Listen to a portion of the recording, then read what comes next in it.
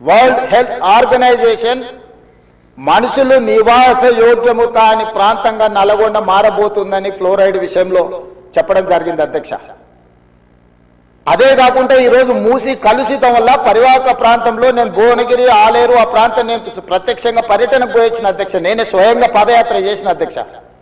అక్కడ ఆడపిల్లలు వచ్చి అయ్యా మా పిల్లలకు పెళ్లిళ్ళు అయితే మా పిల్లల్ని ఇక్కడ ఉంచుతలేము, మేము పట్టణమో ఎక్కడన్నా పోయి బతకమంటున్నాం, వీడు ఉంటే పిల్లలు పుట్టడం కష్టం, పుట్టే పిల్లలు కూడా అంగవైకల్యంతో పుట్టే పరిస్థితి వచ్చింది అని. నేను అడిగిన ఆడబిడ్డల్ని ఎందుకమ్మా ఏం తల్లి ఏం కష్టం వచ్చిందని. ఒకప్పుడు మూసీలో నీళ్లు ముంచుకొని మేము తాగేటోళ్ళమయ్యా, ఈరోజు చూడు నువ్వే చూస్తున్నావు కదా, మూసీ పక్కన నిలబడలేని పరిస్థితి, దుర్భరమైన కంపు, కలుషితమైన నీళ్లు. ఈ నీళ్లు ఇక్కడనే కాదు మా పంట పొలాలలో పారి మా పశువులు మా మేకలు ఈ నీళ్లు తాగి చచ్చిపోవడమే కాకుండా మేము పండించే కూరగాయలు పంటలు ఇవే తినడం వల్ల మేము జీవించలేని పరిస్థితి వచ్చింది. మీరు ఏమైనా చెయ్యండి, మా నల్గొండకి ఏమి చేయకపోయినా పర్వాలేదు, ఈ మూసి ప్రక్షాళన చేయండి, కలుషితం నుంచి మమ్మల్ని కాపాడండి అని చెప్పి వేలాది మంది ఆ రోజు అక్కడికి వచ్చి విజ్ఞప్తి చేసింది అధ్యక్ష.